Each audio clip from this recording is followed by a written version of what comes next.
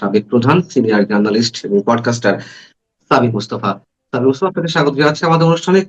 সঙ্গত কারণেই আমাদেরকে আলোচনা করতে হচ্ছে আবারও সেই ভারত বাংলাদেশ ইস্যুতে, বিশেষ করে শেখ হাসিনা যে সংবাদ সম্মেলনে উপস্থিত ছিলেন এবং বিভিন্ন প্রশ্নের উত্তর দিলেন, সেটা নিয়ে ভারত বাংলাদেশের মধ্যকার সম্পর্ক আমরা উপরিভাগ থেকে দেখছি, সারফেসটা যা দেখা যাচ্ছে যে আরো তিক্ত পর্যায়ে পৌঁছেছে, একটা অবিশ্বাসের দুরাচলে ভুগছে। এবং এর মধ্য দিয়ে আমরা কোনো কোনো গণমাধ্যমে দেখছি যে আগামী সেপ্টেম্বরের 12 এবং 13 তারিখে ব্রিক্সে যে সম্মেলনে আমন্ত্রণ জানানো হয়েছিল সেটিও প্রায় অনিশ্চিত, কোনো কোনো গণমাধ্যম দাবি করছে।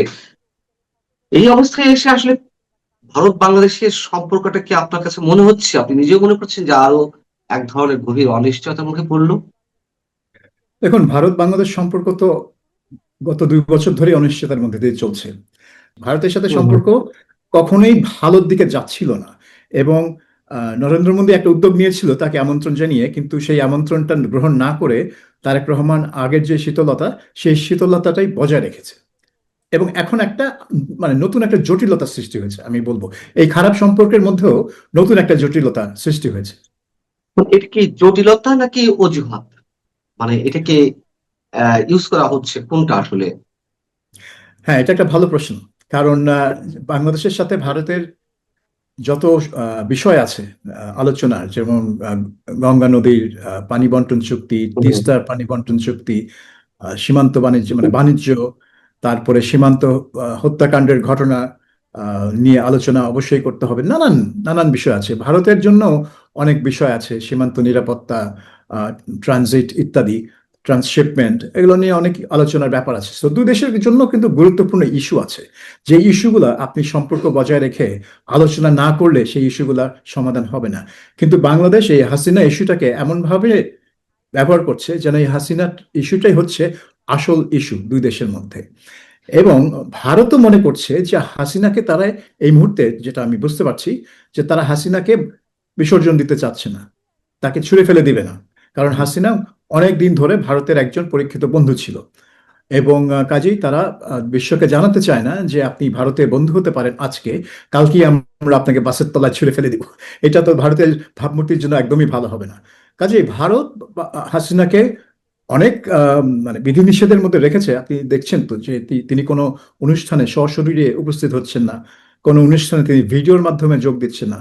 তো এগুলো কেন? এগুলো আমার মনে হয় ভারতের দিক থেকে কোনো বিধিনিষেধ আছে, কিন্তু ভারত তার কণ্ঠ একদম রোধ করতেও চায় না। তিনি একজন রাজনীতিক, তিনি রাজনীতিতে সক্রিয়। কাজে তাকে কিছুটা রাজনীতিক এবং দেশের ভেতরে দেশের ব্যাপারে কথাবার্তা বলার অধিকার ভারত তার অতিথি হিসেবে তাকে দিচ্ছে। তো এখন বাংলাদেশ এটাকে কতটা ব্যবহার করবে, যে এই ইস্যুটা সলভ না হলে আমি কিছু করব না। এখন ভারতের জন্য তো সবচেয়ে ভালো হয় যে হাসিনা বাংলাদেশে চলে যাক, চলে গিয়ে তাকে গ্রেফতার হোক, কারাগারে যাক, আইন প্রক্রিয়ার মাধ্যমে সে তাকে নিজেকে নির্দোষ প্রমাণ করার চেষ্টা করুক, এবং তারপর যা হবার হবে। এবং হাসিনাও কিন্তু সেটাই বলছে যে সে ডিসেম্বরে দেশে ফিরে যাবে। এখন বাংলাদেশ সরকারই নানান কথা বলছে যে এবং একটা চল আছে যে তাকে দেশে ফিরতে দেওয়া হবে না, বা ফিরলেই তাকে ধরেই ফাঁসিতে ঝুলাই দেওয়া হবে। তো এইসব কথা বলে তো পরিস্থিতি আরো ঘোলাটে করা হয়। তো এখন যদি হাসিনাকে হাসিনা দিল্লিতে বসে রাজনীতি করাটাই যদি সমস্যা হয়, তাহলে হাসিনা ফিরে আসুক, ফিরে এসে এখন আইন প্রক্রিয়ার মধ্যে দিয়ে তার যা হবার হোক। এবং হাসিনা যদি সেটাই করতে রাজি হন, তিনি ডিসেম্বর বলেছেন, অনেকে বলছে ডিসেম্বর কেন, এখনই কেন আসেন না। ডিসেম্বর বলছেন কারণ একটু সময় লাগবে, অনেক অনেক কিছু প্রস্তুতি আলোচনার বিষয় আছে। সো হুট করে তো উনি প্ল্যান করে চলে আসতে পারবেন না। কাজে যারা বলছে তিনি আজকে চলে আসছেন না কেন, তারা জেনেই বলছে যে এগুলো সম্ভব না, জাস্ট বলার জন্য বলা আর কি। সো এটা একটা সমাধান হাসিনাই দিয়েছে, যে তার সমস্যার সমাধান বাংলাদেশ ভারতের মধ্যে যে যদি সেই একটা সমস্যা হয়, তার সমাধান হচ্ছে তিনি চলে যাক, বাংলাদেশেই চলে যাক। তিনি সমস্যার সমাধান দিয়েছেন। এখন বাংলাদেশের সরকারের উচিত হবে ভারতের সাথে কাজ করা, যে ঠিক আছে আমরা কিভাবে হাসিনাকে ফিরিয়ে এনে আইনগত প্রক্রিয়ার মধ্যে দিয়ে তার যে বিরুদ্ধে যেসব অভিযোগ সেগুলোর নিষ্পত্তি করব। না, এখানে তো একটা নাটক আছেই। আমরা সরকারের পক্ষ থেকে তো নানান ধরনের বক্তব্য, পরস্পর বিরোধী বক্তব্য, প্রতিক্রিয়া ইত্যাদি ইত্যাদি দেখলাম। এবং সরকারের জন্য বিব্রতকর হতে পারে, পরিস্থিতি বেসামাল হয়ে উঠতে পারে শেখ হাসিনা ফিরলে, এরকম নানান ধরনের সংশয় সন্দেহ তো আছেই। তো এটা মোটামুটি পরিষ্কার এবং সরকার এক ধরনের উৎকণ্ঠা বা ভয়ের মধ্যে আছে, এটা অনেকেই বলছেন। আমার প্রশ্ন হচ্ছে যে সেদিন আমাদের স্বরাষ্ট্রমন্ত্রী সালাউদ্দিন আহমেদ সাহেব একটি শব্দ ইউজ করেছেন, ভারত যদি হাসিনা কার্ড ব্যবহার করতে চায় তাহলে ভারত বাংলাদেশের সম্পর্ক নিয়ে নতুন করে ভাবতে হবে। এখন এই হাসিনা কার্ডটা আসলে কারা ব্যবহার করছে? ভারত ব্যবহার করছে নাকি বাংলাদেশ ব্যবহার করছে নাকি দুই দেশই ব্যবহার করছে? এখন এই হাসিনা কার্ড শব্দটা কিছু সাংবাদিক ব্যবহার করেছেন, যে এই ঘটনার প্রেক্ষিতে যে ভারত যে হাসিনাকে সংবাদ সম্মেলন করতে দিল, সংবাদ সম্মেলন ছিল না, একটা ভাষণ ছিল, এরপরে হয়তো হুম, হুম, দুই একটা প্রশ্নের জবাব তিনি দিয়েছেন। বেশিরভাগ প্রশ্নের জবাব তার ছেলে হুম, হুম, সজীব ওয়াজেদ দিয়েছেন। কিন্তু এটা যে করতে দিয়েছে ভারত সরকার, সেটাকেই তারা একটা হাসিনা কার্ড খেলার বিষয় বলছে, যে ভারত বাংলাদেশকে নিয়ে নাখোশ। আহ, তার এক চীনে গেছে, চীনে গিয়ে মংলা বন্দর এসব নিয়ে আলাপ করেছে। কাজেই আমিও তাকে মানে দেখিয়ে দিব দিব যে আমারও কিছু আছে তোমাকে, তোমার জন্য ঝামেলা সৃষ্টি করার, এই হাসিনা কার্ড। তো এই হাসিনা কার্ড যদি এটা যদি ভারতের জন্য একটা কার্ড হয়, তো ঝামেলাটা কোথায় সৃষ্টি হলো? শেখ হাসিনা তো দিল্লিতে বসেই কথা বলছে। বাংলাদেশের পত্রপত্রিকা থেকে গুলোকে তো বলেই দেওয়া হয়েছে তার বক্তব্য হুম, প্রচার হুম। না করতে। আম, বিদেশি গণমাধ্যম এটা প্রচার করেছে, এবং বাংলাদেশের মানুষও ব্যাপকভাবে।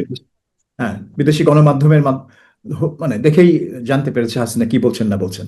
তো এখন এই কার্ডটার মানে কি ব্যাপার দাঁড়ালো?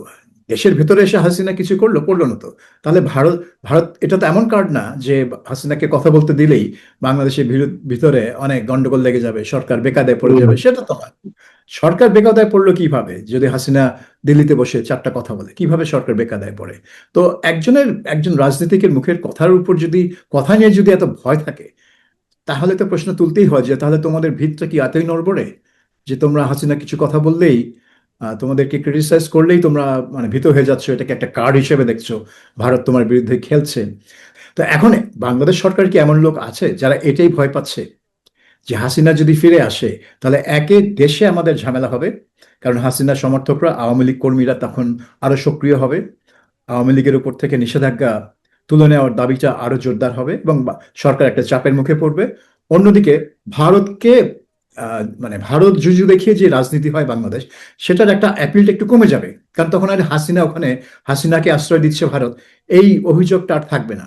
কাজে এটাও একটা থাকতে পারে যে বাংলাদেশ সরকারের মনে করছে যে, ভেতরে কেউ কেউ হয়তো মনে করছে যে হাসিনা ইস্যুটা সমাধান হয়ে গেলে তারা নিজের একটা কার্ড হারাবে, অভ্যন্তরীণ রাজনীতির জন্য একটা কার্ড। এটা ভারতের সাথে রাজনীতির জন্য কার্ড না, এটা অভ্যন্তরীণ রাজনীতির একটা কার্ড, যে ওই দেখো ভারত এই পলাতক আসামিকে আশ্রয় দিয়েছে, এই দেশের সাথে কি করে আমরা ভালো সম্পর্ক করব? তো ওই কথাটা আর বলতে পারবে না, কারণ ভারত হাসিনা তো চলে এসছে। তো এটা হতে পারে না, দলের উল্টো ভেতর দিক থেকে, থেকে যদি সরকারের বলি, ভেতর। যে উল্টো দিক থেকে যদি প্রশ্ন করি যে আহ ভারত ইস্যু তো বাংলাদেশের অভ্যন্তরে এটিকে কার্ড হিসেবে ইউজ করা হচ্ছে। এখন ভারতকে পাশ কাটিয়ে এক ধরনের আহ পথ চলার চেষ্টা, আগে চীন, মালয়েশিয়া হয়ে চীন, তারপরে চীনের সাথে নানান ধরনের চুক্তি, এদিকে যুক্তরাষ্ট্রের সাথে তো নানান ধরনের বিতর্কিত চুক্তি হয়েই আছে। তো আহ অভ্যন্তরীণ রাজনৈতিক চাপের কারণে ভারতের সাথে, যেহেতু ভারত বিরোধী এক ধরনের জুজুর ভয় আছে, রাজনীতি তো আছেই, এই জায়গা থেকে সেটিকে কেন্দ্র করে ভারত থেকে দূরে থাকার চেষ্টা, এমনটিও মানে ব্যবহার করা হচ্ছে কিনা এই কার্ডকে? এই মুহূর্তে মনে হচ্ছে যে সরকার সম্পর্কটা একদম বিচ্ছিন্ন করে ফেলছে, এবং এটা কোনো মতেই মানে বাংলাদেশের জন্য ভালো হতে পারে না, ভারতের জন্য ভালো হবে না, কারণ বাংলাদেশ ভারতের জন্য একটা গুরুত্বপূর্ণ প্রতিবেশী, নানান দিক থেকে, রাজনৈতিক দিক থেকে, নিরাপত্তার দিক থেকে, অর্থনৈতিক দিক থেকে, চতুর্দিক থেকে এটা একটা গুরুত্বপূর্ণ দেশ বাংলাদেশ। কাজেই ভারতও চাইবে না বাংলাদেশের সাথে সম্পর্ক ছিন্ন করে ফেলতে, কেউ সেটা চায় না। কিন্তু মানে কেউ উদ্যোগ নিচ্ছে না যে এটাকে, এই যে সম্পর্কে যে চিড় ধরেছে সেটাকে মেরামত করার। এবং এই হাসিনা হয়ে গেছে একটা অজুহাত, আপনি যেটা একটু আগেই বললেন, কার্ড না অজুহাত, হাসিনা হয়ে গেছে একটা অছিলা। এই যে হাসিনার কারণে এটা হচ্ছে না, কিন্তু হাসিনার কারণে হচ্ছে না এটা, এটা মানা খুব ডিফিকাল্ট। হাসিনা আছে দিল্লিতে, তাতে আপনাদের কি হোক ক্ষতি হচ্ছে? কোনো ক্ষতি হচ্ছে না। হাসিনা ফিরতে চায় বাংলাদেশে, আপনারাও সেটাই চান, তাহলে সেটা আপনি কেন ফ্যাসিলিটেট করছেন? আচ্ছা ঠিক আছে, হয়ে যাক, সমস্যা যদি এটাই হয় সমাধান হয়ে যাক, আমরা তখন বাংলাদেশ এবং ভারত তাদের আসল সমস্যা নিয়ে আলোচনা শুরু করতে পারে। আসল যে সমস্যাগুলো আছে দুই দেশের মধ্যে সেগুলো নিয়ে তখন তারা সমাধান আলোচনা করতে পারে। হাসিনা আসল সমস্যা না, হাসিনা হচ্ছে একটা উপলক্ষ হয়ে দাঁড়িয়েছে।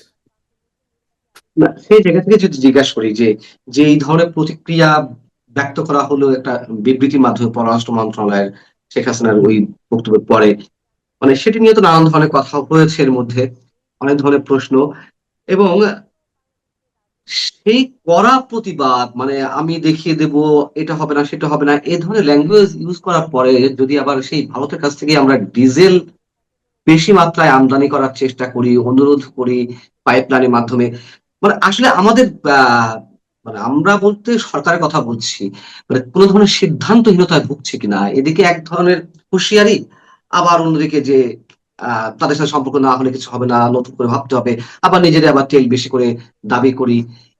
এইগুলো বলতে গেলে হয়তো অনেকে মনে করবেন যে আমরা ভারতের দাবিদারি করছি কিনা, কিন্তু বাস্তবতার জায়গা থেকে এগুলো পুঙ্খানুপুঙ্খ বিশ্লেষণ করতে হচ্ছে।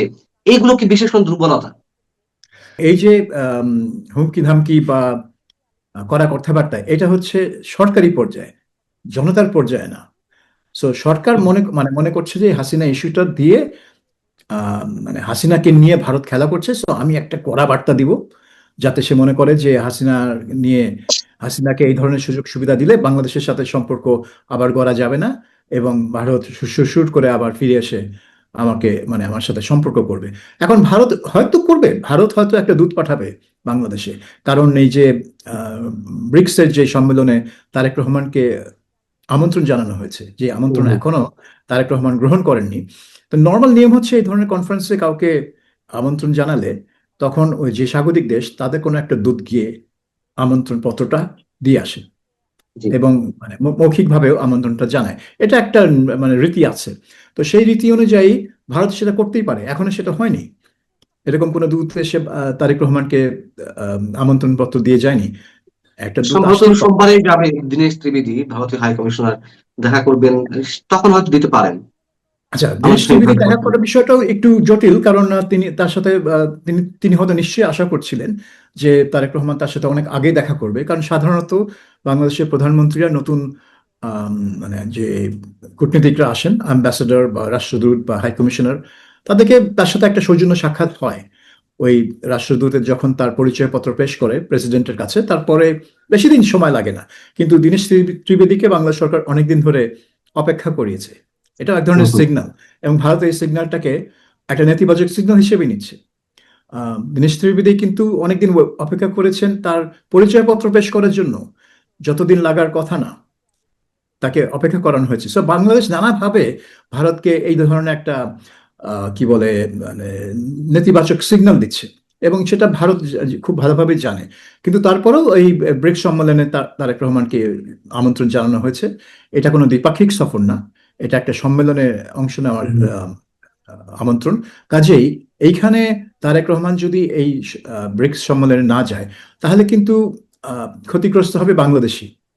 এখানে কিন্তু ভারতের কিছু আসে যাবে না, কারণ তার মূল কনফারেন্স যেটা ব্রিক্সের যে শীর্ষ সম্মেলন সেটা হবে। এবং এই আউটরিচ প্রোগ্রামে যদি তারেক রহমান আসেন, তাহলে তার একটা সুযোগ থাকবে অন্যান্য দেশের হুম। সরকার প্রধানদের সাথে কিছু ইন্টারঅ্যাক্ট করার। হয়তো 5 মিনিটের আলাপ, সেটা তো তার পরিচিতি হবে, কিন্তু তিনি যদি না আসেন তাহলে তিনি এই সুযোগগুলো হারাবেন, তার ক্ষতি হবে, ভারতের কিছুই হবে না। কাজেই বাংলাদেশ এখন কতটা বিচক্ষণ কূটনীতিতে, সেটা দেখা যাবে যে এই ব্রিক্সের যে আমন্ত্রণ সেটা নিয়ে তারেক রহমান কি করেন, কিভাবে এটা হ্যান্ডেল করেন, সেটা বলে দিবে সারা বিশ্বকে, আর শুধু আমাদেরকে না, যে বাংলাদেশের কূটনীতিকরা এবং যে বর্তমান সরকার তারা কতটা পরিপক্ক। নিঃসন্দেহে সে একটা নেগেটিভ বার্তাই দিবে। আর ভারত বাংলাদেশের অভ্যন্তরীণ যে সম্পর্ক, সেটা তো সেটা কি আরো মানে আরো গভীর পর্যায়ে পৌঁছাবে অনিশ্চয়তার জায়গা থেকে, আপনার মনে হয়, যদি না যায় এই সম্মেলনে?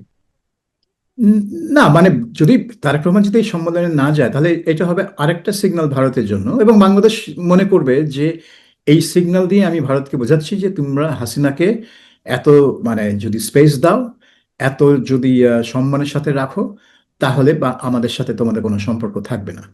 তো এই বার্তা দিয়ে বাংলাদেশ হয়তো আশা করছে যে ভারত এমন চাপের মধ্যে পড়বে যে তারা আগে যেটা বললাম যে সুরসুর করে এসে বলবে যে ঠিক আছে বাবা, তোমরা কি চাও বলো, আমরা শেখ হাসিনার মুখে তালা লাগিয়ে দিচ্ছি। কিন্তু সেটা হবার সম্ভাবনা খুব আছে বলে আমার মনে হয় না। কাজেই বাংলাদেশের অন্য স্ট্র্যাটেজি দেখতে হবে। এই স্ট্র্যাটেজি যদি কাজ না করে, ভারত যদি এসে শেখ হাসিনাকে মানে বন্দী হিসেবে প্লেনে তুলে না দেয়, তাহলে বাংলাদেশ কি করবে?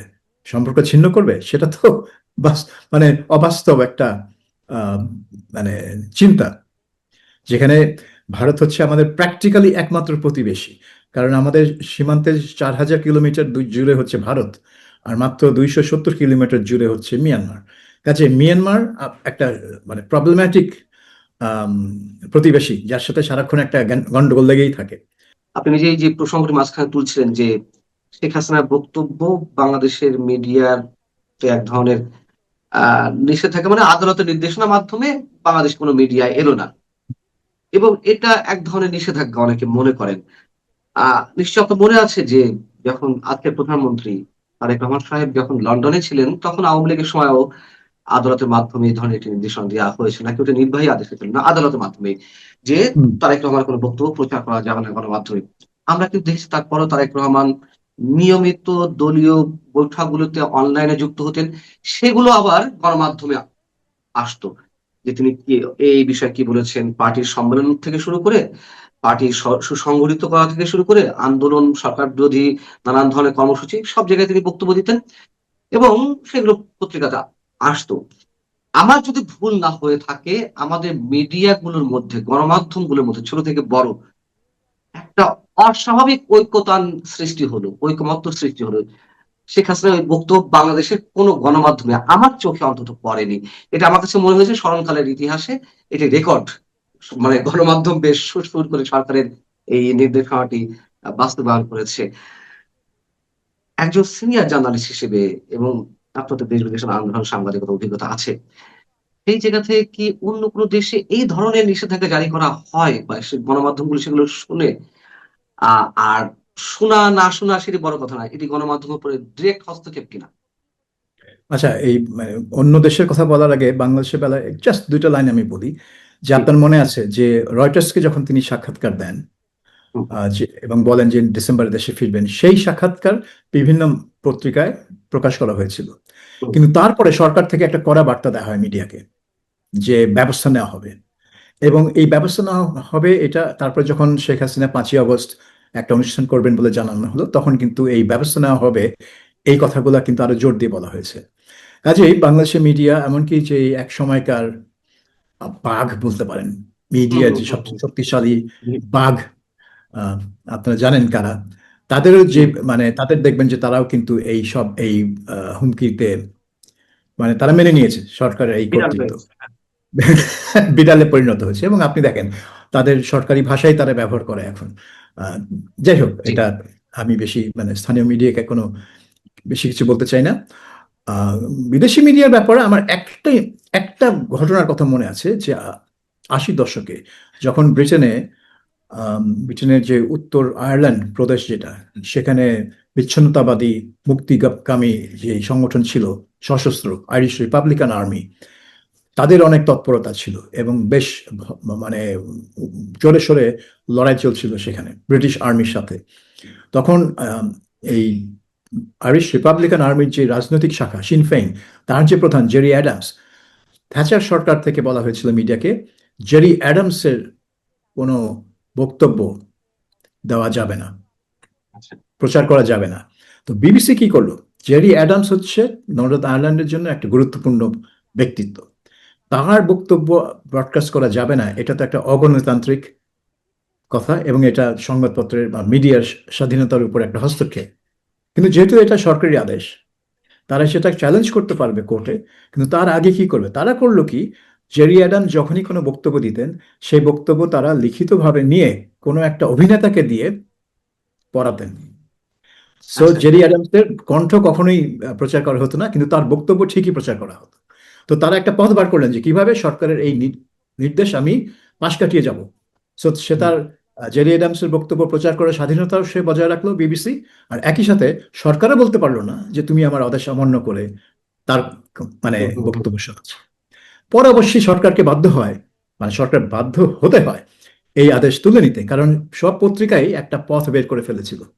সো যখন একটা আদেশ মিডিয়া সরকারি একটা আদেশকে স্টুপিড একটা আদেশ হিসেবে প্রমাণ করে, তখন সরকার চক্ষু লজ্জায় সেই আদেশ প্রত্যাহার করে। কিন্তু দুঃখের বিষয় হচ্ছে বাংলাদেশে কোনো মিডিয়া সেরকম মানে সেরকম ক্লেভারনেস নাই, সেরকম ইনোভেশন নাই যে আচ্ছা ঠিক আছে সরকার এটা বলছে, আমি অন্যভাবে এই স্টোরিটা কাভার করব, যাতে সরকার আমি বলতে পারি যে ঠিক আছে আপনার আদেশ ছিল এইটা করা যাবে না, আমি সেটা করিনি, কিন্তু আমি স্টোরিটা কাভার করবো, কারণ স্টোরিটা গুরুত্বপূর্ণ স্টোরি, এটা মানুষের জন্য প্রয়োজন, মানুষ এটা চায়। আমরা দেখলাম যে বিবিসি বাংলায় আপনার এই প্রেস কনফারেন্সের স্টোরিটা পুরোটা কাভার করেছে, মানে পুরো প্রেস কনফারেন্স না, একটা রিপোর্ট করেছে ওটা নিয়ে। সেই রিপোর্ট একটা ভিডিও স্টোরি, আপনি যদি বিবিসি বাংলা সাইটে গিয়ে দেখেন 3 দিনে তার 20 লক্ষ ভিউ হয়েছে, 20 লক্ষ। এখন বিবিসি বাংলার 90 ভাগ, শতকরা 90 ভাগ অডিয়েন্স হচ্ছে বাংলাদেশে, অর্থাৎ বাংলাদেশের মানুষের মধ্যে যে একটা আগ্রহ আছে শেখ হাসিনা কি বললো না বললো সেটা জানার, সেটা তো এই এই একটা উদাহরণেই প্রমাণিত হয়।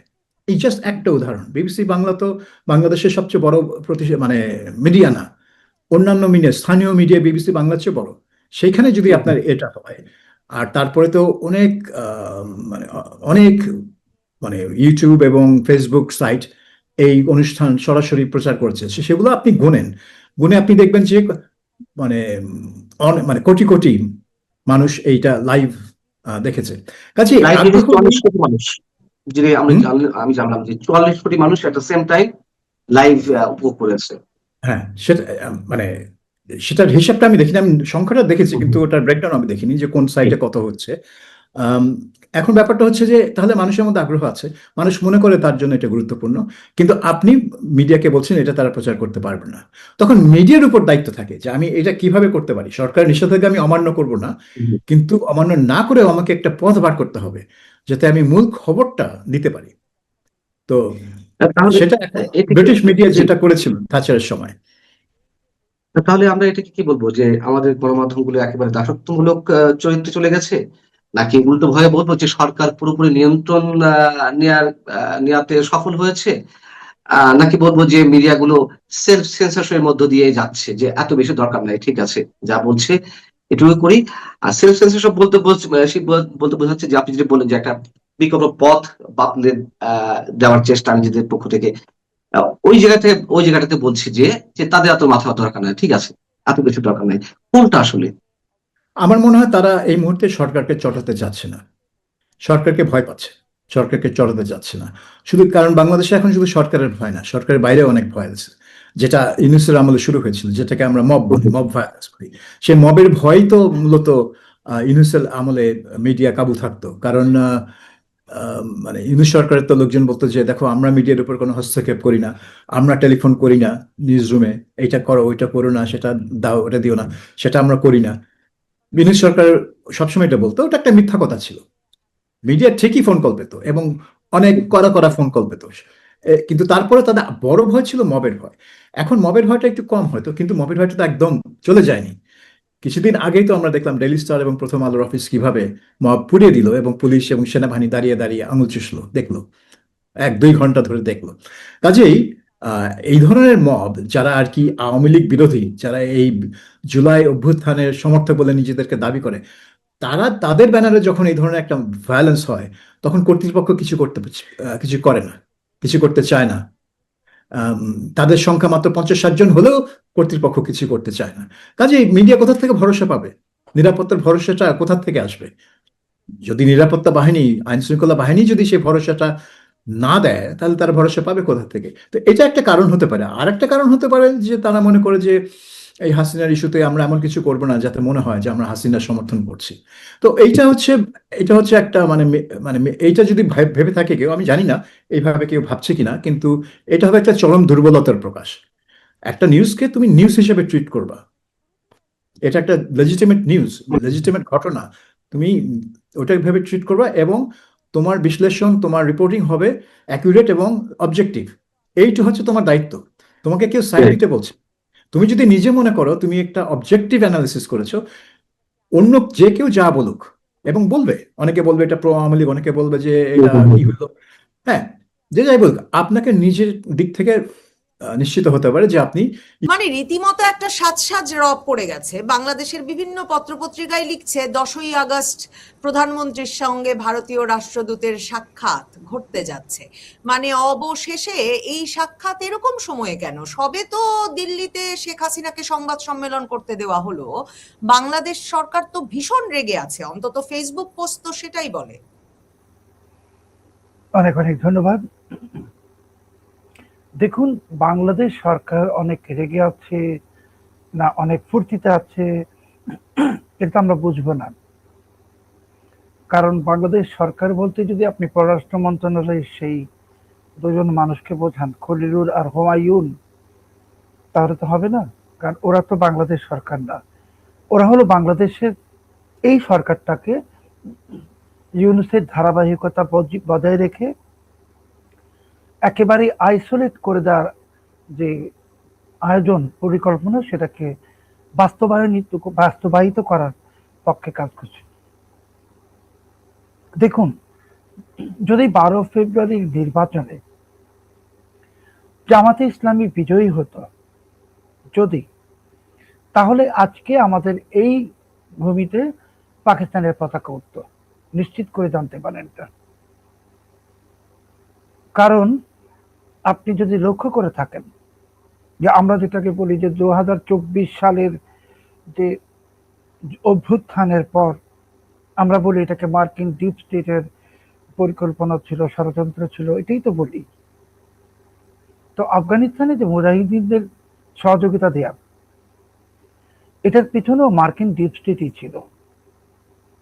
কিন্তু মার্কিন ডিপ স্টেট এবং আফগান মুজাহিদিনদের মাঝখানে একটা ক্রেনক ছিল, আর সেটা ছিল পাকিস্তান।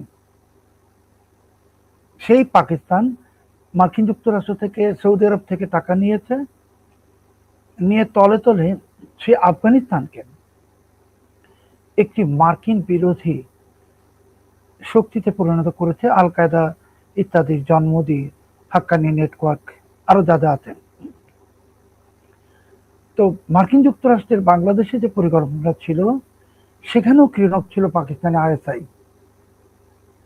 আর ঠিক আফগানিস্তানের মতনই তারা বাংলাদেশকেও আমেরিকার টাকায় কবজা করতে চেয়েছিল। আর কবজা করতে চেয়েছিল বলেই যারা 24 পরবর্তী সময় সিদ্ধান্ত নিয়েছে সরকার গঠনের, প্রশাসন গঠনের, আসলে সরকার তো না। আপনি যদি প্রথম আলো সাক্ষাৎকারটা দেখে থাকেন আসিফ নজরুলের, যেটা আসলে আমি বলি যে 164 ধারায় জবানবন্দি, সেখানে তিনি সুনির্দিষ্টভাবে বলেছেন যে কিভাবে কি কাকে নির্ধারণ করা হলো, সব বলেছেন। তো উনি এই যে ইউনূসের নামটা হঠাৎ করে আসলো, ওনার কথাই বোঝা যাচ্ছে যে সেনাপ্রধান ওয়াকারুজ্জামান রাজিই ছিলেন না ইউনূসের ব্যাপারে। এই কথাটাই তো বলা হচ্ছে। তো সেনাপ্রধানকে সে রাজি হতে কারা বাধ্য করেছে, কেন বাধ্য করেছে? কারণ এই ইউনূসকে না বসালে, অন্য আর যে কোনো কাউকে বসালে, মানে যদি বিতর্কিত লোক ছাড়া, তখন কিন্তু পাকিস্তান আমাদের দেশটাকে 18 মাসে যে ধ্বংস করে দিয়েছে, সেটা সম্ভব হতো না। বা পাকিস্তান যে আমাদের দেশে জঙ্গি দিয়ে ভরিয়ে দিয়েছে, অস্ত্র পাঠিয়েছে, এটাও হতো না। কাজেই আমরা বেঁচে গেছি যে বাংলাদেশের এই জমিতে এখন পাকিস্তানের পতাকা উঠছে না। তাই বলে ষড়যন্ত্র থেমে নেই। বিএনপি যদিও সরকার গঠন করেছে, কিন্তু বিএনপির ভেতরেই ইউনূসের লোকেরা আছে এবং পাকিস্তানে আইএসআই লোকেরা আছে। আরো মোটা দাগে যদি বলি, বাংলাদেশ বিরোধীরা আছে। সেই বাংলাদেশ বিরোধী খলিলুর রহমান নাকি হুমায়ুন নাকি অন্য কেউ, সুনির্দিষ্টভাবে আমি তো বলবো না, বা আপনিও হয়তো বলবেন না, কিন্তু আমরা কিন্তু মনে মনে জানি এই পরিস্থিতিতে এখন ভারতের সাথে দূরত্ব সৃষ্টি করার জন্য না, শুধু ভারতের সাথে শত্রুতা তৈরি করার জন্য ওই চক্রটা ভীষণ সক্রিয়ভাবে চেষ্টা করছে। আপনি নিশ্চয়ই লক্ষ্য করেছেন যে ঢাকার যে একটি বিতর্কিত পত্রিকা বাংলা, তারা মানে জামাতপন্থী যে পত্রিকাটি, তারা কিন্তু ক্রমশ চেষ্টা করছে যে সম্ভব হলে বাংলাদেশের সঙ্গে ভারতের একটা যুদ্ধ বাঁধিয়ে দেওয়া যায় কিনা। তারাই চেষ্টা করছে তারেক রহমান যেন ভারতে না যান। তাদের কারণেই এবং ওই সমস্ত কুচক্রীদের কারণেই আপনি যেটা একটু আগে বললেন যে ভারতের হাই কমিশনার শ্রী দীনেশ ত্রিবেদী, উনি বাংলাদেশে আসার অনেক মাস পর খলিলুর রহমানের দেখা পেয়েছেন এবং উনি বাংলাদেশে আসার প্রায় 3 সপ্তাহের বেশি সময় পর প্রেসিডেন্টের কাছে পরিচয়পত্র পেশ করার সুযোগ পেয়েছেন। পরিণতি কি হলো? আমরা যে রাষ্ট্রদূত দিল্লিতে পাঠিয়েছি নতুন, তিনি আজ অব্দি পরিচয়পত্র পেশ করতে পারেননি। ওনাকে যদি তারেক রহমান সাহেব সেপ্টেম্বরে ভারত না যেতেন তাহলে ওনাকে ডিসেম্বর অব্দি বসিয়ে রাখা হতো, কোনো সমস্যা নাই। এখন তারেক রহমান সাহেব তো বাস্তবতাটা উপলব্ধি করছেন যে 71 থেকে বাংলাদেশের জন্মের পর 26 অব্দি আপনি বাংলাদেশে যত প্রাকৃতিক দুর্যোগ হয়েছে, যা কিছু হয়েছে, সেখানে ভারত তো সহযোগিতা করেছে। আপনি আমাকে একটা উদাহরণ দিন যে পাকিস্তান কোনো সহযোগিতা করেছে? করবে না তো। পাকিস্তানিরা তো চায় আমরা আবার পাকিস্তান হয়ে যাই, ওরা আমাদেরকে ঠিক 71 পূর্ববর্তী সময়ের মতনই চাকর বা গোলাম ভৃত্য মনে করুক এবং আমাদেরকে শোষণ করুক। তো এটা তারেক রহমান বুঝে গেছেন। তারেক রহমান বুঝে গেছেন কেন? ওনার সাথে যেমন অনেক মন্দ এলিমেন্টস আছে, তেমনি ওনার আশেপাশে কিছু ভালো মানুষও তো আছে। আর এখন তো তারেক রহমানের সাথে পরামর্শক হিসাবে, মানে অঘোষিত পরামর্শক হিসাবে আইরিন খান কাজ করছেন। তো তার কারণে দীনেশ ত্রিবেদী কালকে যে যাচ্ছেন দেখা করতে, এটা শুধু সৌহার্দ্যপূর্ণ হবে এটাই না, মানে আমরা তো আসলে সাংবাদিকতার ভাষায় বলি না সৌহার্দ্যপূর্ণ বৈঠক, এটা সৌহার্দ্যপূর্ণ বৈঠক হবে না, এটা ফলপ্রসূ বৈঠক হবে। কারণ আছে, আমাদের গঙ্গার পানি লাগবে। এই গঙ্গার পানি লাগলে আপনি ঢাকা শহরে মিছিল করে বা ওই যে বিতর্কিত পত্রিকায় 100টা নিউজ করে আপনি কি গঙ্গার পানি পাবেন? মানে ওই পত্রিকাটির যারা জন্মদাতা পিতা পাকিস্তান, বা জামাতে ইসলামীর যারা জন্মদাতা পিতা পাকিস্তান, ওরা তো সিন্ধু নদীর পানি পায় না ঝগড়া করে। পাকিস্তান তো পারমাণবিক শক্তি, ওরাই পায় না, আপনি পাবেন কিভাবে? দিবে না। তো তারেক রহমান সাহেব ওই ঝগড়ায় আমার মনে হয় না আর পা দিবেন, এবং তার কিছু ইঙ্গিত আজকেই আমরা পেয়ে গেছি। যে আপনি জানেন যে জামাত একজন তাদের ক্যান্ডিডেট দিয়েছে, প্রার্থী, এই কর্নেল অলি, প্রেসিডেন্ট প্রার্থী। বিএনপি 2টো মনোনয়নপত্র সংগ্রহ করেছে। ধরে নিতে পারেন যে সেই 2টো মনোনয়নপত্রে ইউনূস নেই, কারণ ইউনূস তার বিএনপির কেউ না, বা ইউনূস তো ইন্ডিপেন্ডেন্ট ভাবে। তারেক রহমান বুঝে ফেলেছেন। এর মাধ্যমে আপনি কি বোঝাতে চাইছেন? মানে দীনেশ ত্রিবেদীর সঙ্গে সাক্ষাৎ, তারপর ভারত সফরের ঘোষণা, দুটো ঘটনা ঘটেছে। আজকে দীনেশ ত্রিবেদী ভিসা সেন্টারে গেছেন এবং উনি জানেন ভিসা সেন্টারে উনি গেলেই সাংবাদিকরা দাঁড়াবেন সামনে। সাংবাদিকদের প্রশ্নের উত্তরে উনি বলেছেন নরেন্দ্র মোদী এবং তারেক রহমান 2 লিডার একসঙ্গে বসলে সব সমস্যার সমাধান সম্ভব, এমন একটা কথা তিনি বলেছেন। কিন্তু আবার দেখেন তারেক রহমান কিন্তু আজকে কক্সবাজার সফর করছেন, সেখানের জনসভায় তার মানে আমি আমার দেশ পত্রিকায় দেখছিলাম, তার যে কথাটা শিরোনাম হয়েছে সেটা হচ্ছে বাংলাদেশ আর কোনোদিন তাবেদার রাষ্ট্র হবে না। পররাষ্ট্র মন্ত্রণালয়ের ফেসবুক পোস্টেও কিন্তু লেখা আছে বাংলাদেশ আর কোনোদিন ক্লায়েন্ট স্টেট হবে না, অনুগত রাষ্ট্র হবে না। খলিলুর রহমানও কদিন আগে, তার মানে কি এই কথা তো ভারতকে উদ্দেশ্য করে। তো এখন মানে এই রকম ব্যাটিং করতে করতে, ভারত বিরোধী ব্যাটিং করতে করতে কি ভারত চলে যাওয়া সম্ভব হবে এখন সেই দিল্লিতে যেখানে শেখ হাসিনা বসে আছেন? তারেক রহমান ক্লায়েন্ট স্টেট বলতে ভারতকে বোঝাননি। তারেক রহমান ক্লায়েন্ট স্টেট বলতে পাকিস্তানকে বুঝিয়েছেন। এটা না বুঝেই আমাদের দেশ রিপোর্ট করেছে অতি উৎসাহী হয়ে, কারণ বাংলাদেশ তো কখনো ভারতের ক্লায়েন্ট স্টেট ছিল না। ভারত তো পাকিস্তানের একটা অংশ ছিল এবং পাকিস্তান এখনো বাংলাদেশকে পাকিস্তান বানাতে চায়। আমি যেটা বললাম যে জামাত যদি বিজয়ী হতো এখন পাকিস্তানের পতাকা উঠতো। আর ভারত বাংলাদেশকে তো কখনো ভৃত্য মনে করেনি, পাকিস্তানিরা তো করতো, মানে পাকিস্তানের রাজনীতিবিদরাই তো এখন স্বীকার করছেন। তো তারেক রহমান সাহেব রাজনীতির মাঠে অনেক কথা সবাই বলে, নরেন্দ্র মোদীও বলবেন, কিন্তু ভিতরে ভিতরে যেটা লক্ষণ সেটা হলো যে উনি যাবেন ভারতে, গঙ্গার পানি পাবেন, সবকিছু পাবেন, বিনিময়ে কিছু কথা পূরণ করতে হবে ওনাকেও। সেটা শুধু ভারতের দাবি না, সেটি মার্কিন যুক্তরাষ্ট্রেরও দাবি। 1 নম্বর, বাংলাদেশে অন্তর্ভুক্তিমূলক রাজনীতির পরিবেশ সৃষ্টি করতে হবে, অন্তর্ভুক্তিমূলক। 2, বাংলাদেশের সর্ববৃহৎ রাজনৈতিক দল আওয়ামী লীগ, তাদের উপর থেকে নিষেধাজ্ঞা তুলতে হবে।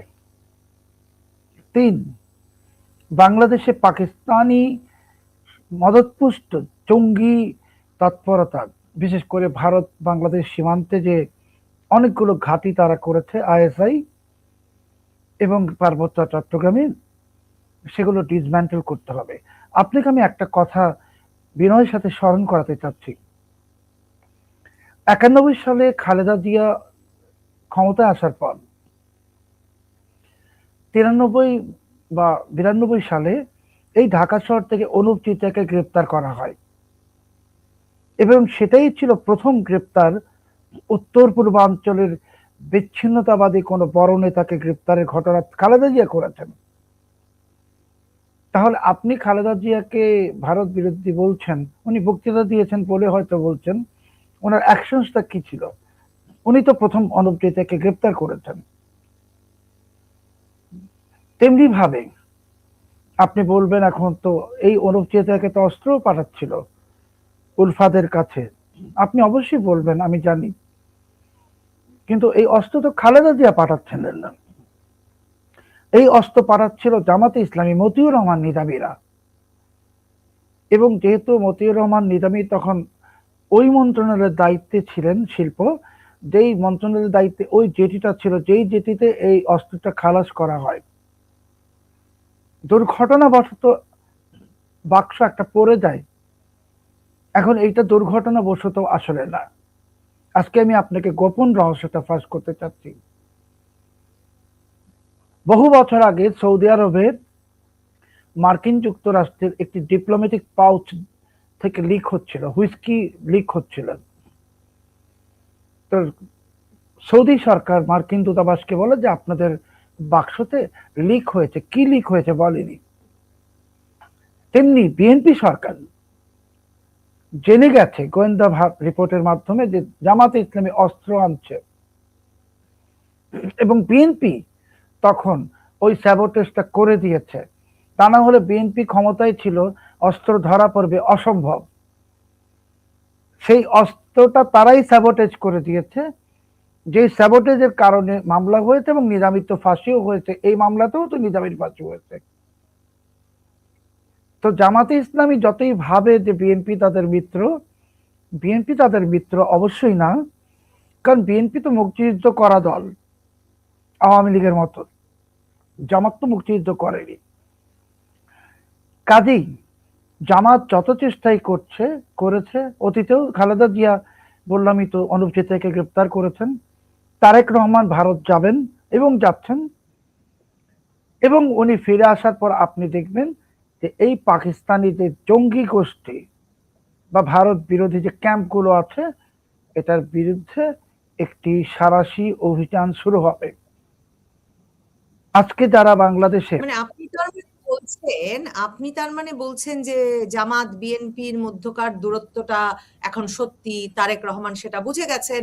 মানে শিক্ষা প্রতিষ্ঠানে হামলা পাল্টা হামলা যে হচ্ছে, সেটা শুধুই উপর দিয়ে নয়, মানে সেটা কোনো নাটক নয়, সেটা সত্যিকার অর্থেই তাদের ভেতর দূরত্ব হয়েছে। আপনি বলছেন তারেক রহমান ভারতের সঙ্গে মৈত্রীর জরুরতটা বুঝে গেছেন এবং তিনি ভারত যাবেন, এবং আপনি বলছেন যে ভারত ভারতও কি বুঝে গেছে যে 10 ট্রাক অস্ত্রের পেছনে তখন হাওয়া ভবন, তারেক রহমানের ক্লোজ বন্ধু, মানে ঘনিষ্ঠ বন্ধু স্বরাষ্ট্র প্রতিমন্ত্রী লুৎফুজ্জামান বাবর, এদের কোনো ভূমিকা ছিল না? তারেক রহমান ভারতের বন্ধুই বটে, এখন সেটাই প্রমাণ শুরু হবে। দেখুন, জামাতে ইসলামী কখনো বিএনপির বন্ধু ছিল না। আপনি অতীতের যত রাজনীতির ইতিহাস, বিএনপি বিরোধী আন্দোলনে জামাত অংশগ্রহণ করেছে। এমনকি 11টাতে ঘটে গেল, যদিও তখন জামাত বিএনপির সঙ্গে জোট সরকারে ছিল, কিন্তু এই 11 সময় জামাত স্যাবোটেজ করেছে। এবং এখনো জামাত যদি সুযোগ পায়, বিএনপি যদি দ্রুত গতিতে ভারতের সঙ্গে সম্পর্ক গভীর না করে, জামাত এই সরকারের পতন ঘটিয়ে দিবে ডিসেম্বরের মধ্যেই। কাজেই তারেক রহমান এখন তার অরিজিনাল পলিসিতেই দেখাবেন। আপনি যেটা বললেন যে তারেক রহমানের বন্ধু লুৎফুজ্জামান বাবর এরা, তো লুৎফুজ্জামান বাবর তো তখন স্বরাষ্ট্র প্রতিমন্ত্রী ছিলেন, খুবই প্রভাবশালী। আর যদি হাওয়া ভবন, ধরুন হাওয়া ভবন যদি থাকতো, তাহলে এই অস্ত্রটা কি ধরা পড়তো? কখনোই না, সম্ভবই না। ধরা পড়লো সেটা ধামা চাপা পড়তো। এটা জামাতে ইসলামী ঘটিয়েছে। এবং জামাতে ইসলামী এখনো যা কিছু বাংলাদেশে হচ্ছে ভারত বিরোধী, এটা জামাতে ইসলাম এবং বাংলাদেশ আর্মির ভিতরে জামাতের লোক আছে, ডিজিএফআই এর ভিতরে জামাতের লোক আছে, আমি নাম ধরে বলছি। আর্মির ভিতরে জঙ্গি আছে, ডিজিএফআই এর ভিতর জঙ্গি আছে। এরা সবাই বিএনপির বিরুদ্ধে কাজ করছে সম্মিলিতভাবে, তারেক রহমানকে ফাঁসি দেওয়ার জন্য অথবা তারেক রহমানকে হত্যা করার জন্য। কাজেই এটা তারেক রহমান সাহেব বুঝে গেছেন। কালকের যে বৈঠক, এটা সৌহার্দ্যপূর্ণ বৈঠক বলবো না, এটাই হবে। বিএনপি আসলে কি? বিএনপি বাংলাদেশ পন্থী দল। বিএনপি আওয়ামী লীগকে ফেরত নিয়ে আসবে। বিএনপি আওয়ামী লীগের নিষেধাজ্ঞা তুলে দিবে। তারপর আপনি জামাতকে আর খুঁজেও পাবেন না। এই ৭৬টা আসনই তারা প্রত্যেক করে, কেউ বঙ্গোপসাগরে ঝাঁপ দিবে, কেউ পাকিস্তান চলে যাবে। কারণ বিএনপি তো বাংলাদেশকে পাকিস্তান হতে দিবে না। বাংলাদেশ যদি পাকিস্তান হয়, তাহলে তো জামাতে ইসলামের আমির হবেন বাংলাদেশের প্রধানমন্ত্রী, বিএনপির অস্তিত্বই থাকবে না। এবং বিএনপি, তারেক রহমানের বাবা জিয়াউর রহমান, উনি তো পাকিস্তানিদের দৃষ্টিতে গাদ্দার, বিশ্বাসঘাতক।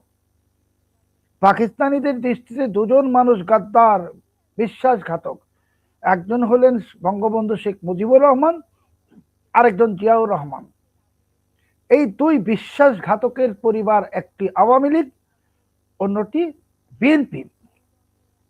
কাজেই তারেক রহমান সাহেব কি ভুলে যাবেন যে ওনার বাবাকে পাকিস্তানিরা গাদ্দার মনে করে? উনি তো নিজেকে শিশু মুক্তিযোদ্ধা দাবি করেছেন, এসেই বাংলাদেশে এসেই করেছেন না? করেছেন। তো উনি তো দেখেছেন পাকিস্তানে ওনার মা, ওনার পরিবারের প্রতি কি ধরনের আচরণ পাকিস্তানিরা করেছে, ওটা তো দেখেছেন উনি।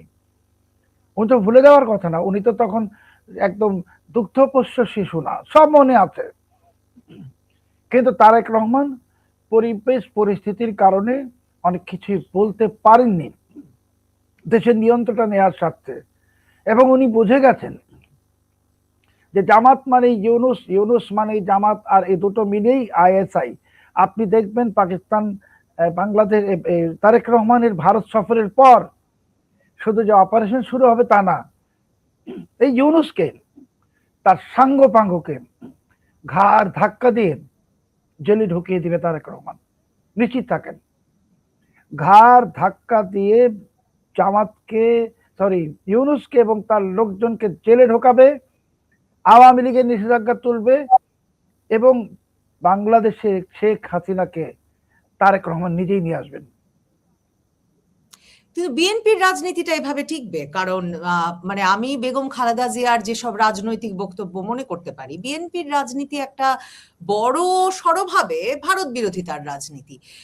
তো তাহলে বিএনপি যদি আওয়ামী লীগই হয়ে যায়, ভারতের সঙ্গে মৈত্রীর সম্পর্কই গড়ে তোলে, আওয়ামী লীগকে রাজনীতিতে নিয়ে আসে, জামাতকে কোণঠাসা করে, তাহলেই বা বিএনপির রাজনীতিটা টেকে কি করে? মানে এখন ভারত সফরের ঘোষণা দিলে, পরিষ্কার কথা হচ্ছে আমার প্রশ্ন, ভারত সফরের ঘোষণা যদি এখন তারেক রহমান দেন, তিনি তার ভোটারদের মধ্যে তার জনপ্রিয়তা, তার সমর্থন ধরে রাখতে পারবেন? আর আপনি বারবার আইএসআই প্রসঙ্গটা যখন আনছেন, এই প্রসঙ্গ ভারত গত 2025 থেকেই আনছে। জাতীয় নিরাপত্তা উপদেষ্টা থাকা অবস্থায় খলিলুর রহমানকে ডেকে বলেছেন, সেগুলোও আমরা জানি। কিন্তু সম্প্রতি যে শেখ হাসিনার সংবাদ সম্মেলনে তার পুত্র সজীব ওয়াজেদ জয় বললেন বাংলাদেশটাকে দ্বিতীয় পাকিস্তান বানানোর চেষ্টা করা হচ্ছে, আইএসআই সক্রিয়ভাবে কাজ করছে। তারপর আবার রণধীর জয়সওয়াল বললেন যে এটাকে প্রতিরক্ষার দৃষ্টিতে ভারত দেখে এবং প্রয়োজন অনুযায়ী ব্যবস্থা নেবে। এটা একটা বড় স্পর্শকাতর বিষয় হয়ে উঠছে কিনা। কিন্তু ভারতের এসব কথায় কর্ণপাত করলে সজীব ওয়াজেদ জয় আর তারেক রহমানের মধ্যে পার্থক্য কি রইল? আপনি ভারতের দিকে তাকান, ভারতের একমাত্র শত্রু পাকিস্তান। কংগ্রেসও পাকিস্তান বিরোধী, বিজেপিও পাকিস্তান বিরোধী। বাংলাদেশের রাজনৈতিক দলগুলো ভারতপন্থী বা ভারতের প্রতি বন্ধুত্বপূর্ণ হওয়া মানেই তারা এক নয়। বিএনপি এবং আওয়ামী লীগের ডিস্টিংটিভ কিছু আলাদা আদর্শ আছে, কিছু নীতিমালা আছে, কিন্তু আমার তো কমন এনিমি কে? পাকিস্তান। সে পাকিস্তান বিরোধী তো হতেই হবে, সেটা তো এখানে কোনো আপোষ করার সুযোগ নাই। তো বিএনপি যদি ভাবে যে তারা মুক্তিযুদ্ধের দল, তাহলে তো তাদেরকে পাকিস্তান বিরোধী হতেই হবে। আর আপনি যেটা বলছেন যে ভারতের সঙ্গে সম্পর্ক করলেই আওয়ামী লীগ হয়ে যাবে, আমি সেটার সাথে একেবারেই একমত নই। কারণ আমি মনে করি বাংলাদেশের লোকের দেশপ্রেমিক হওয়ার প্রথম শর্ত পাকিস্তান বিরোধী হতে হবে। দ্বিতীয়, জাতীয় স্বার্থ। তারেক রহমান বলেছেন সবার আগে বাংলাদেশ। তাহলে বাংলাদেশের লবণ লাগলে, মরিচ লাগলে, ডিজেল লাগলে, পানি লাগলে ভারত, পাকিস্তান তো নাই। তাহলে আমার দেশের স্বার্থ কার সাথে? ভারতের সাথে। আজকে যে আমার শিল্প কারখানা সব বন্ধ হয়ে যাচ্ছে একটা একটা করে, আপনি জানেন এখন গার্মেন্টসও বন্ধ হয়ে যাচ্ছে। কেন বন্ধ হচ্ছে? মার্কিন যুক্তরাষ্ট্রের সঙ্গে আমরা কি সব চুক্তি করলাম, বললাম যে এটা দিয়ে আমার শিল্প কারখানা, গার্মেন্টস বেঁচে যাবে, এখন তো গার্মেন্টস বন্ধ হয়ে যাচ্ছে। কারণ কি? বাংলাদেশের গার্মেন্টসের সিংহভাগ র মেটেরিয়াল, কাঁচামাল ভারত থেকে আসতো অত্যন্ত অল্প দামে এবং দ্রুত শিপমেন্টে, সেটা তো বন্ধ হয়ে গেছে ইউনুস জমানায়। তো এই যে আমার যে শিল্পের যে লাইফ লাইন গার্মেন্টস, সেটা তো ভারতে। আমি তো এত লিঙ্কেজ ইন্ডাস্ট্রিজ করতে পারবো না ভারতের যেভাবে, তারা বড় দেশ, অনেক কিছু সম্ভব, ছোট ছোট র মেটেরিয়াল তারা তৈরি করতে পারে। তারেক রহমান সে বুঝে গেছেন, এবং তারেক রহমান সে বুঝে গেছেন বলেই দেখবেন যে ভারতের এই সমস্ত যে করিডোরের উপর নিষেধাজ্ঞা ভারত করেছিল, ট্রানজিট ইত্যাদি সব চালু হয়ে যাবে। চীনের আগে ভারতের সাথে বুলেট ট্রেন চালু হবে বাংলাদেশে, আপনি লিখে রাখতে পারেন। এবং ভারত তখন বাংলাদেশকে ইচ্ছা করে আগে যা সহযোগিতা দিয়েছে তার থেকে 3 গুণ সহযোগিতা বেশি দিবে, বাংলাদেশের মানুষকে বোঝানোর জন্য যে পাকিস্তানের সাথে বন্ধুত্ব করেছিলে 18 মাস বা এখন তো 24 মাস, ধ্বংস হয়েছ। ভারতের সাথে সম্পর্ক করে তোমাদের অর্থনীতির জিডিপি 7% বেশি ছিল, সেটা এখন তরতর করে নেমে যাচ্ছে, 1.5% চলে আসবে।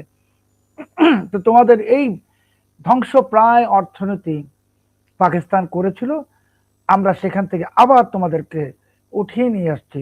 অবাক হবেন না, আগামী 2 বছরে বাংলাদেশে কোন সরকার আসবে, কে আসবে সেটা তো আমরা জানি না। দীনেশ ত্রিবেদী সাহেব কিন্তু একটি চমৎকার ইঙ্গিতপূর্ণ কথা বলেছেন যে বাংলাদেশে বা ভারতে সরকার আসবে, সরকার যাবে, সম্পর্ক থাকবে।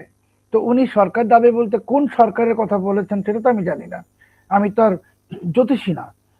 ভারতে যে সরকার এখনই যাচ্ছে না এটা তো নিশ্চিত।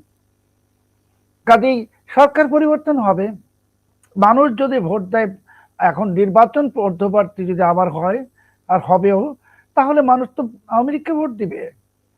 বিএনপি তো ব্যর্থ হয়ে গেছে। তো তারেক রহমান সাহেব যদি সেই যে ড্যামেজ কন্ট্রোল করতে চান, তাহলেও তো ওনাকে এখন এই সমস্ত জিনিস ঠিকঠাক করতে হবে। তা না হলে নির্বাচন হলে মধ্যবর্তী আগামী বছর তো আওয়ামী লীগ তো চলে আসবে ক্ষমতায়। আওয়ামী লীগকে ক্ষমতায় আসা থেকে ঠেকানোর জন্য বিএনপির এখন ভারতকে লাগবে, বাংলাদেশের অর্থনীতিকে মানে প্রসপারাস করার জন্য। ভারত বাংলাদেশের পলিটিক্যাল ব্যাপারে ইন্টারফিয়ার করবে না। আর আইএসআই যেটা আপনি বললেন, তো দেখুন বাংলাদেশে আইএসআই যে অ্যাক্টিভিটিস এখন আছে, মানে এটা তো কোনো গল্প না, এটা কোনো কল্পনাও না, এটা বাস্তবতা আছে। আমরা তো আইএসআই লোকদেরকে মোটরসাইকেলে করে রাস্তায় ঘুরতে দেখি, এরকম ভিডিও আমার কাছে অসংখ্য আছে। এবং যে যে উগ্রবাদী লোকজনেরা, আমি কারো নাম উল্লেখ করব না, তারা যে অনেক বেশি ক্রমশ বের হয়ে আসছে গর্ত থেকে ক্রমাগত। তো এই উগ্রবাদী লোকরা যা কদিন আগেই পতাকা উড়ালো সারা বাংলাদেশে, বা কথায় কথায় যে স্লোগান দেয় একটা জিন্দাবাদ জাতীয়, এরা তো কেউ বিএনপির লোক না, এরা বিএনপির হন্তারক, এরা আওয়ামী লীগেরও হন্তারক। এখন বিএনপিকে যদি জামাতের কবল থেকে বাঁচতে হয়, উগ্রবাদীদের খপ্পর থেকে বাঁচতে হয়, বাংলাদেশে পাকিস্তানি পতাকা ওড়ানোর যে একটি আশঙ্কা সেখান থেকে বাঁচতে হয়, বিএনপিকে ভারতের সঙ্গে সম্পর্ক ন্যাচারালাইজ করতে হবে, নর্মালাইজ করতে হবে, স্বাভাবিক করতে হবে। পাশাপাশি আওয়ামী লীগের সাথে বিএনপি ইউনূসের কারণে যে নির্যাতন বা অবিচার করেছে সেটাকে প্রত্যাহার করতে হবে। এবং আমি একদিকে আবার মনে করি যে ভালোই হলো যে আওয়ামী লীগ 17 বছরে বিএনপির উপর তো নির্যাতন করেছে, অবিচার করেছে, তো তার চেয়ে ঠিক 50 গুণ বেশি অত্যাচার অবিচার বিএনপি 24 মাসে, ইউনূস জমানাতে আসলে বিএনপি জমানাই ছিল, হাজার হাজার শত শত মামলা দিয়ে আওয়ামী লীগের প্রতি অবিচার করে ফেলেছে। এখন 1+1 গোল ড্র হয়ে গেছে খেলা। আওয়ামী লীগও নির্যাতন করেছে, বিএনপিও নির্যাতন করেছে। আওয়ামী লীগ 17 বছরে যা করেছে বিএনপি 24 মাসে তার চেয়ে একটু বেশি করেছে। আচ্ছা, তারপরও খেলাটা ড্র হয়ে গেছে, এখন আর মারামারি নাই, এখন দুই দল মিলে দেশ চালাবে। ভারতে যেমন কংগ্রেস বিজেপি মিলে দেশ চালায়, আমেরিকাতে যেমন ডেমোক্রেটিক পার্টি রিপাবলিকান পার্টি মিলে দেশ চালায়, ব্রিটেনে যেমন টোরি পার্টি লেবার পার্টি দেশ চালায়, বাংলাদেশ চালাবে আওয়ামী লীগ বিএনপি। অন্য কোনো পক্ষ যাতে আর না আসতে পারে, পক্ষ যদি আসে বাংলাদেশ পক্ষের সেটা তো সমস্যা নাই, কিন্তু জামাত বা বাংলাদেশ বিরোধী কোনো অপশক্তি যেন না আসে, সেটা এই দুই দল মিলে ঠেকে দিবে। সেই দিন আসন্ন, কালকে বৈঠকের পর আমরা জানবো প্রধানমন্ত্রী ভারত যাচ্ছেন, এবং ওনার ভারত সফরের পর নতুন দিগন্তের উন্মোচন হবে। তখন দেখবেন আস্তে আস্তে বাংলাদেশে এই উগ্রবাদীদের বিরুদ্ধে সরকার, এই বিএনপি সরকার কঠোর অপারেশন শুরু করবে। এবং তারপরে আওয়ামী লীগের সময় যেমন এই উগ্রবাদীরা গর্তে ছিল, এখন আবার তারা সবাই গর্তে চলে যাবে। আর ওই যে কিছু পত্রিকার নাম বলছেন বা কিছু অবসরপ্রাপ্ত সামরিক কর্মকর্তা যারা অনেক বেড়ে গেছে, প্রচুর লাফায়, এরা সবাই কেউ দেশ ছাড়িয়ে পালাবে আর কেউ জেলে যাবে। বিএনপির বাস্তবতা উপলব্ধি করে বিএনপি মানে তারেক রহমান, এবং বিএনপি এখন সঠিক পথে হাঁটবে। সেই সঠিক পথে হাঁটার যে রোড ম্যাপ, সেটা আগামীকালকে থেকে আমাদের সবার কাছে পরিষ্কার হয়ে যাবে। 2 লাইনে যদি উত্তর দিতেন, মানে তাহলে কিসের ভিত্তিতে বাংলাদেশের শীর্ষস্থানীয় দৈনিক মানবজমিন, প্রথম আলো সবাই খবর করছে যে প্রধানমন্ত্রীর ভারত সফর না যাওয়ার বিষয়টা পুরোপুরি নিশ্চিত হয়ে গেছে? মানে আমার হিসাব বলে কেন উনি এরকম একটা সিদ্ধান্ত নেবেন না